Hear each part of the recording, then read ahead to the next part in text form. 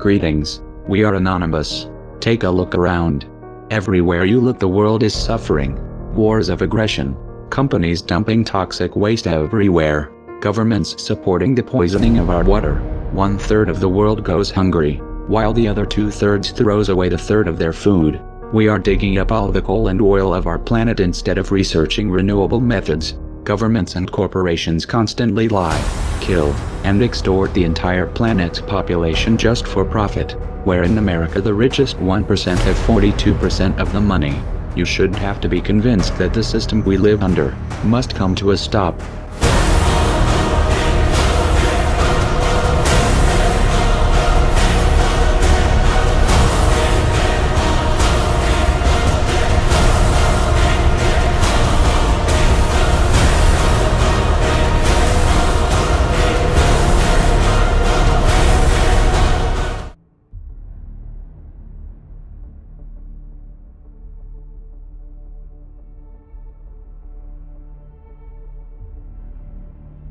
This is just a game to them, a game which is rigged in the most extreme ways, where they cheat at any given opportunity. It is a game in which the majority do not even know they are playing, working only to serve the pockets of the criminal banking cartels.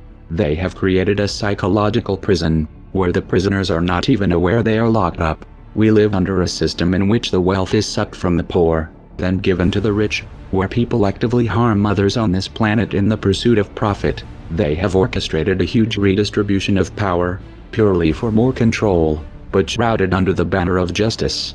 Massive surveillance, data collection of every citizen, hundreds of billions of dollars spent every year on the military-industrial complex, huge bailouts to the bankers, very few people controlling excessively large amounts of media corporations, in turn controlling the information we get, the funding of both sides of the wars, again only for profit and power.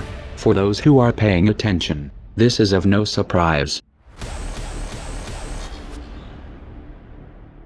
So do you have any second thoughts about pulling all ground troops out of Iraq? You know what I just find interesting is the degree to which this issue keeps on coming up, as if this was my decision.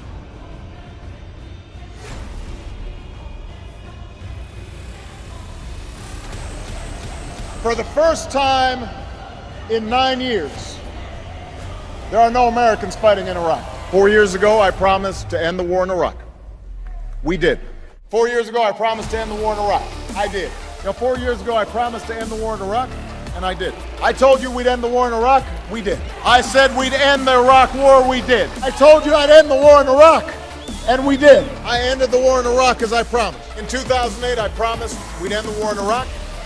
We've ended it. I was able to keep my promise and end the war in Iraq. In 2008, I promised we would end the war in Iraq, and we've ended it. The war in Iraq is over. The war in Iraq is over from ending the war in Iraq. That's why I ended the war in Iraq. For the first time in 9 years, there are no Americans fighting in Iraq. Don't tell me words don't matter.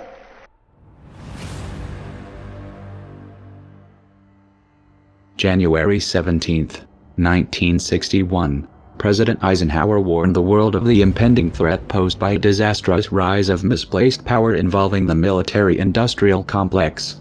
3 months later, President John F. Kennedy would make an address before the American Newspaper Publishers Association, emphasizing the need for a free and independent press, making it clear that censorship and the act of covering up mistakes is unacceptable, especially in what's supposed to be a free and open society. Nevertheless, over 54 years later, it's clear that while some circumstances have changed, the same warnings still very much apply. The unfortunate and honest truth is that the very censorship and misplaced power the citizens were warned about 54 years ago, we're seeing occur today in the present. When the warnings of the past are ignored, history is doomed to repeat itself. To be fair, we had helped to create the problem we're now fighting. How? Because when the Soviet Union invaded Afghanistan, we had this brilliant idea that we were going to come to Pakistan and create a force of mujahideen, equip them with Stinger missiles and everything else to go after the Soviets inside Afghanistan. And we were successful. The Soviets left Afghanistan, and then we said, great, goodbye. Leave these trained people who were fanatical in Afghanistan and Pakistan, leaving them well armed, creating a mess, frankly, that at the time we didn't really recognize. We were just so happy to see the Soviet Union fall, and we thought, okay, fine, we're okay now, everything's going to be so much better. Now you look back, the people we're fighting today, we were supporting in the fight against the Soviet. In retrospect, the intelligence that everybody saw, that the world saw, not just the United States, was faulty. And in retrospect, once we invaded and took out Saddam Hussein, we didn't focus on security first. And the Iraqis, in this incredibly insecure environment, turned on the United States military because there was no security for themselves and their families. Those damn Iraqis, once we invaded, tried to fight back.